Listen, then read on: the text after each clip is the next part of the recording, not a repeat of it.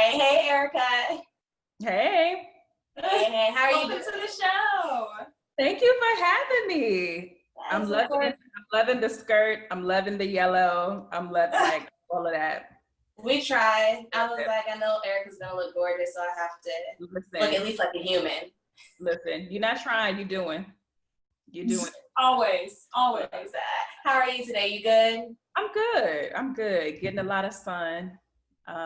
It started out raining. It was, nice sleeping weather, and then the sun just popped out. So trying to get that. Yeah, it feels like it's going into fall right now. After it Here too. Super hot. So yeah, it's nice. Yeah. If you could, we start this segment with like our own version of who you are and what you do. But if you want to just tell the listeners yourself who you are, what you do, and why you do it.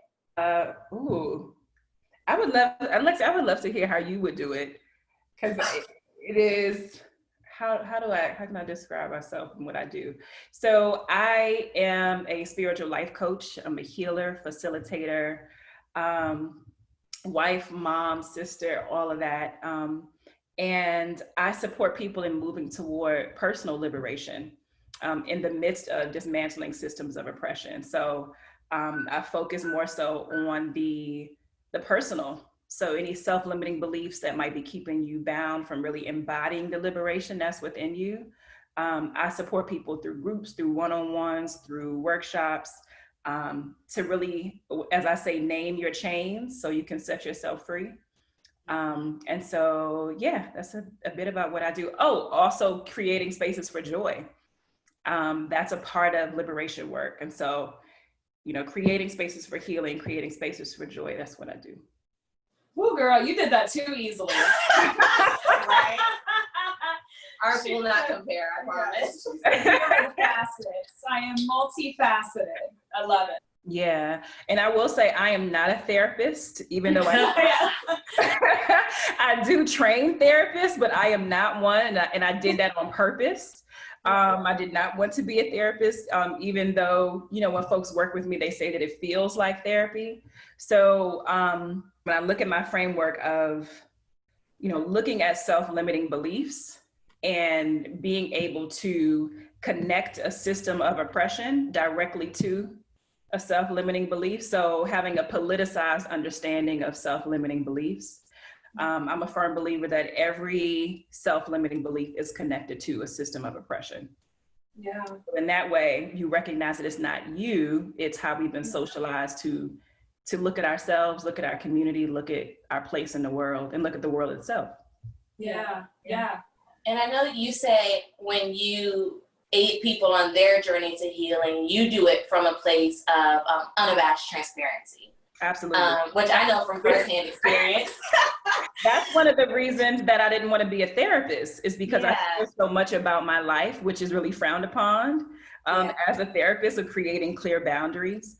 But yeah, transparency is the piece that I've noticed that has been really powerful for people, that when you're able to share your story and how you move through something, it invites other people to be even more vulnerable and to trust you, because you've gone through it, you've moved through it. And, I'm just sharing what has worked for me and supporting people along their journey.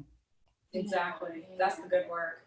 I know I was doing the research and putting our version of the biography together, and I came across this picture from just shortly before I met you, when you were in Ferguson in St. Louis, and you had a sign that had a James Baldwin quote that says, "If I love you, I have to make you conscious of the things that you do not see." And I know when people look at racial trauma, when they look at racial injustice and activism, a lot of times people neglect the healing side of it and the spiritual side of it and the light working side of it. So how has your process in activism changed since you were spending time in Ferguson for the Ferguson Uprising? That's a good question. I think my activism has definitely shifted because we're in a pandemic, not being out in the streets as I once was. And that has shifted over the last 3 or 4 years. One of the things that have recognized as a deep place of personal growth for myself is creating boundaries for myself, and also making sure that I have enough energy for my family and that I'm present for my family. You know, luckily I was able to talk to lots of different elders that were part of the civil rights movement, including my grandmother, and how their children experienced that time of them being gone. And I didn't want that for my kids. You know, I really wanted to make sure that I'm not missing those moments. And so I had to create some boundaries. So a part of it was recognizing, you know, of course, Black liberation is deeply rooted. My purpose is deeply rooted in Black liberation.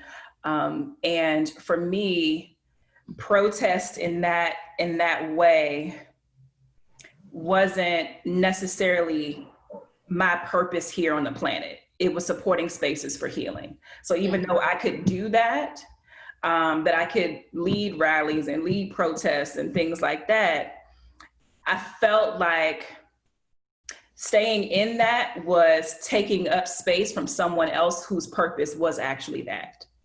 And so if I was in that space, then I wasn't in the space for healing, right? What I'm here for on the planet. So being in that space, I didn't have enough energy to put toward my family or toward the spaces that I was here to create. And so in doing that, you know, had to release a lot of ego, a lot of scarcity mindset, and supporting other people's leadership, you know, where I had to purposely like remove myself and say, you can do this. You can do this. And I trust that you can do this so much that I'm going to leave. Yeah. Yeah.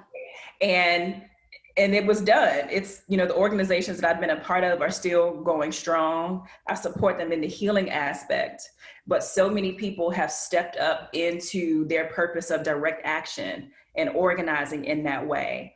And, you know, I'm just really grateful and proud of the work that I did and the work that we did. And knowing that I am now in this space and holding consistent healing space, it's really been incredible to see and to really be in my purpose in that way. Yeah. We are wondering, how has your journey as a mother, becoming a mother, changed that vision of racial freedom and creating free people, as you say? How did that develop for you? I love those little free people. I do. I know. They're so beautiful. And we got to talk about their locks. I want to hear more about them. And they are free as fuck. Because I've learned so much from them and just their embodiment of who they are, of who they know themselves to be already, is so beautiful. And so my purpose as a mother is to not crush their spirit. That's one of the main things. And then going further into that is creating an environment for their spirit to really flourish and thrive. And so that's in chosen family. It's in where we've chosen to live.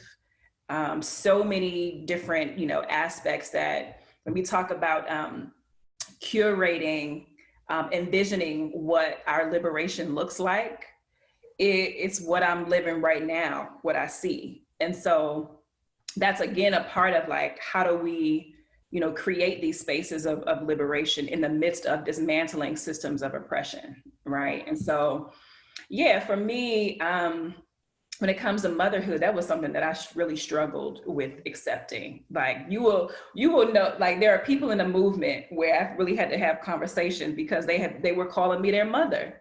And I was like, bruh, that's triggering. I please do not call me mother. Don't call me mother with a V. Don't call, like, none of that. Yes. Because I was like, I'm still trying to figure out how to mother these two people that I birthed. And so I rejected a lot of that because the story that I was telling myself is that, you know, that I need to like cultivate more nurturing, and the way that I mother is not right. And like all those different things that we were taught or socialized as women of what motherhood is. And then having a recognition that those were deeply rooted in ideology that I reject. So if my motherhood was, you know, had like residue of patriarchy and sexism and all those things, and that's what I was subconsciously measuring my motherhood up against, then I had to do that level of work to like ask myself, so what's the story that I'm telling myself about me as a mother and how I show up as a mother? And then asking myself, like, is that true? Is that even true? And then like looking at my life and having people that know me reflect back to me, like, is this true? And recognizing that it's not, I was able to break those chains and really curate like the mothering that is really authentic to me. So I think about Alexis Pauline Gumb's book of Revolutionary Mothering, right? And like what that looks like of, you know, for example, teaching my children that I am not the only one that they can come to, right? That you will not get everything from me. You will never get everything that you need from one person. So you have a village around you of people who love you. And so for me, releasing this idea that I am the sole person, or this idea of the nuclear family, that they have to get everything from my husband and me, right? That was one of the things that I had to reject. And that opened up space for me to be in my purpose in a dynamic way and not try to shrink myself.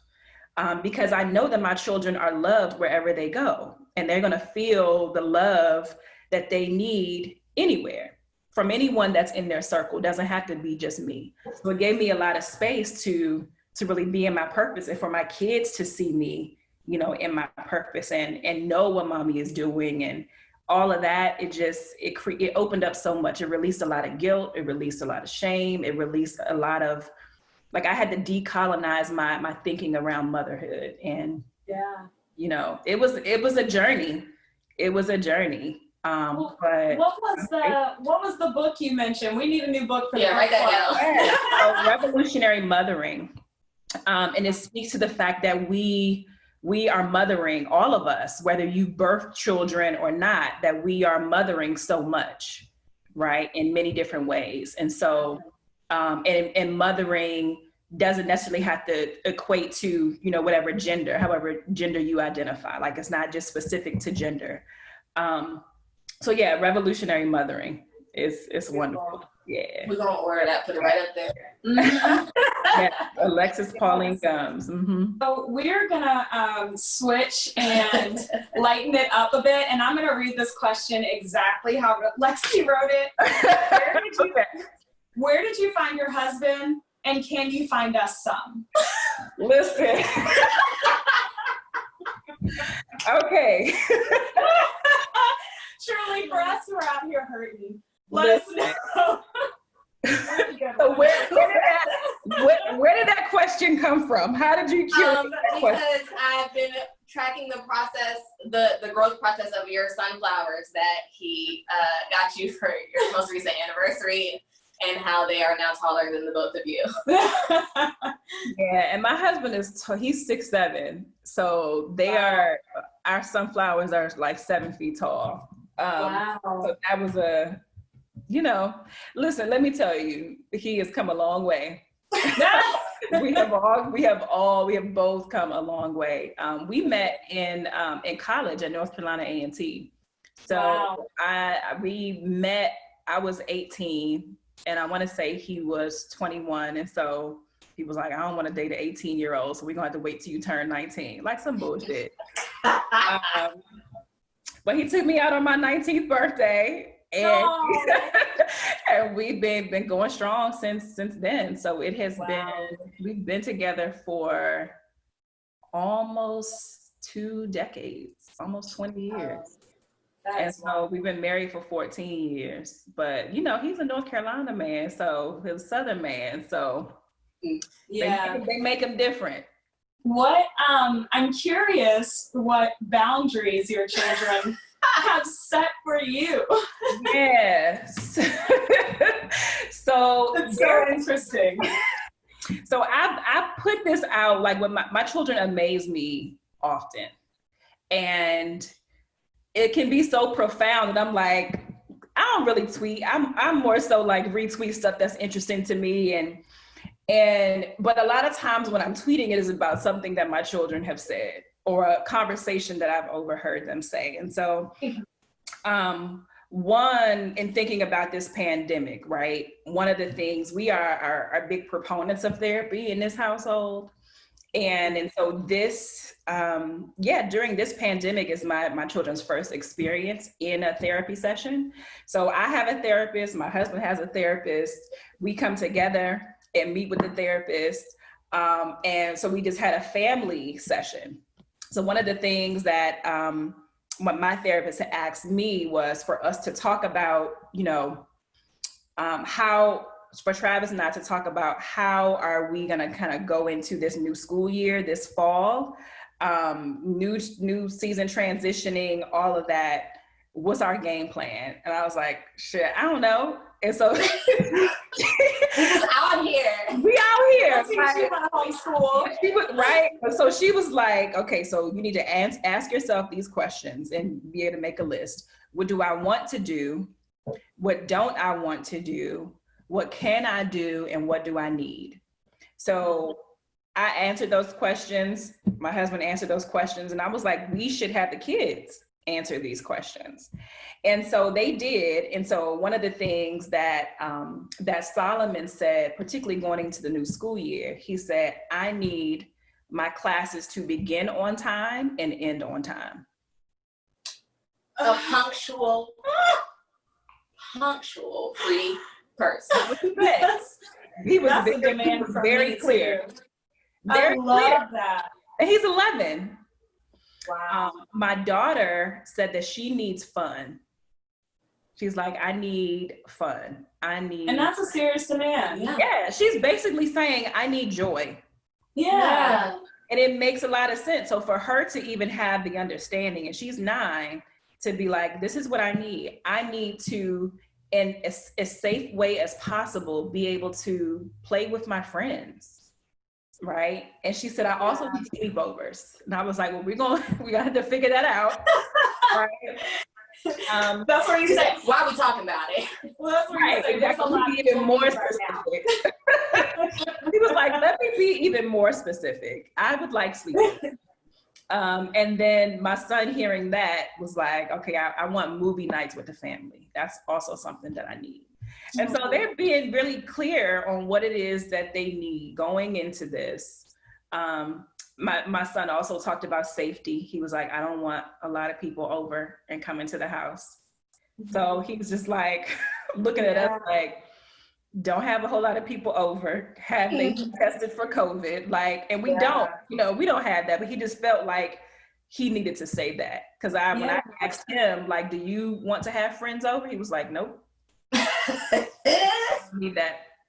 Great, we're on the same page. That's amazing, because I feel like in a lot of, and I hopefully we're starting to break away from it now. I think having these conversations we are, but I think definitely in a lot of Black families, there's a lot of, we're gonna set the rules as parents and here's how it is, and you don't really have a lot to say, or there's not really a moment of going, okay, what do you need? And then taking that in and trying to respect whatever was asked for. I think it's as we are both coming up on a time where we feel like we may also have to start building our own households soon, in the next 5-10 years, whatever, I'm sure sooner, hopefully sooner. It's just so interesting to have this conversation with someone who's already implemented those things into their family. It's not something we see much. Yeah, well, that's the thing of when I ask myself, what does liberation look like, right? It is that my children experience some level of autonomy so that they can start learning how to advocate for themselves, to speak up and say what they want, and to know that their voice is important. Mm-hmm. So being able to examine within ourselves, where is ageism showing up? right? And how we parent. Where is authoritarianism showing up? Like if we are saying that we're dismantling that shit outside, then we also can't have it here inside our home, you know? And so that was one of the things that was like, you know, supported us in radically transforming our parenting and, you know, doing that early on, you know? And so that's what we're seeing with our kids, of them being able to speak up. Like Marley and Alexia, I think I may have shared this with you. When Marley was, 5 or so, trying to get her in the car, Harry, you know, I'm a Sagittarius, time management is a struggle for me. And trying to hurry up and get her in the car. And she looked back at me and said, "Don't rush me." And I was like, oh girl, oh, you're right. Yeah. Nobody wants to feel rushed. And so to hear her be like, just very clearly at 5, say, "Don't rush me," I couldn't do anything but honor that. Wow. And like, I get that. And if I took the approach of, who you talking to, that's disrespectful, like all of that, as opposed to just hearing her request, which was fair, like it would be out of alignment to you know, respond in a way, any other way other than being able to receive it and accept that ask and shift and change. Yeah, it sounds beautiful. It sounds beautiful. 2 words that I've heard you bring up over and over in this conversation even are radical, and then the word joy. One of my favorite memories with you, well, I have 2, but one of them is the Big Frida concert in DC when we climbed over the monitors. Oh my God. Frida said, "We need people on stage," and we said, "Don't worry about it," and got up there. He climbed up there so fast. People were Frida. So what does radical joy look like to you, especially someone who teaches healing around the country and around the world? What does radical joy mean to you, especially now in this moment? That's a good question. When I think about just the 2 separate words, something that is radical is like generative and transformative, and imaginative, right? And so putting those 2 words together, it's thinking about like, what is the epitome of joy for you? Like, what brings you joy beyond any boundaries, beyond any ideas of shame or scarcity or lack? It's like, what is the thing that just allows your spirit to sing, that will fuel you, right? That is, it's not going to be depleting. It doesn't necessarily have to do with anyone else, or it can, you know. But yeah, I think that's what that is, like the hugeness of imagining joy and then creating it for yourself, or creating it for other people. You know, that is how Black Joy Sunday, you know, came about. You know, it came as a response to, you know, the Emanuel AME massacre in South Carolina. And, you know, recognizing that for us to be able to survive and move through this, we have to have a practice of joy, because we don't know what's going to happen in the next week or the next day. But what we do know is we can start the week off with joy.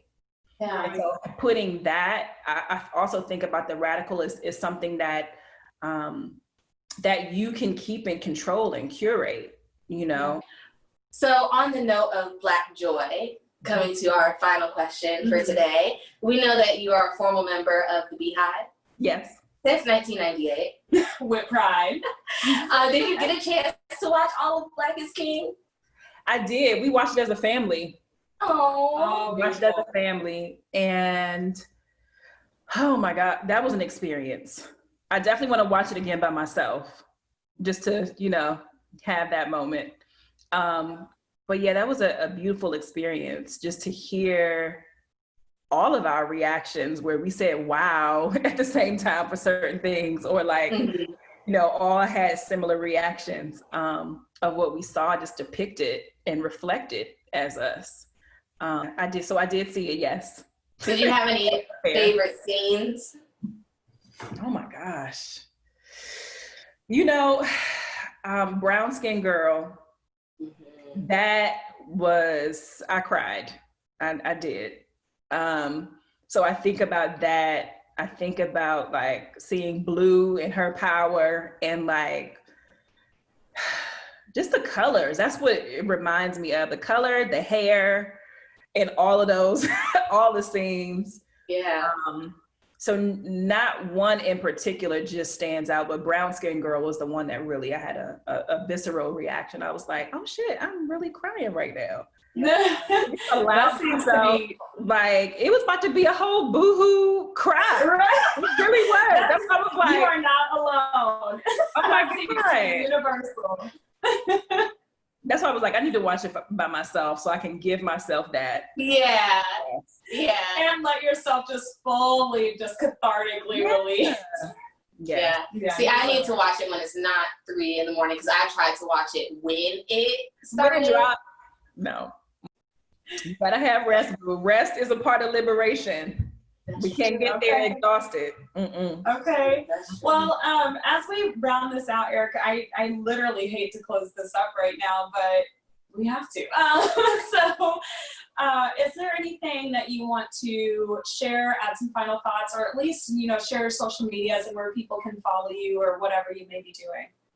Yeah. I would say just want to encourage people to be gentle with yourself and with others, particularly during this time. The word that has been coming back to me, since this time has been compassion. A lot of people are trying to work shit out, and ain't nobody, perfect, and people are trying to do the best that they can. Doesn't mean that accountability is not necessary. But also, making sure that you are moving from a place of compassion for yourself and, as best you can for other people. So emotional emancipation circles are every other Wednesday. So there'll be one next Wednesday. Forget what date that is, but 26. Yeah, so the next emotional emancipation circle will be the 26th, and they're every other Wednesday from there. So you can follow me on Instagram and get the link in the bio at To Live Unchained, TOLIVE Unchained. And that's on Twitter as well. And you can hear more about my work at erikatotten.com. And that's it. Yay! Well, thank you so much, Erika. People have to see the video version of this because you are just radiant. I want to ask you about the whole skincare routine. We'll have her again. Yeah. We'll do this again. We'll do that. We'll do this again. Thank you so much. Thank you so much. Welcome. Yeah.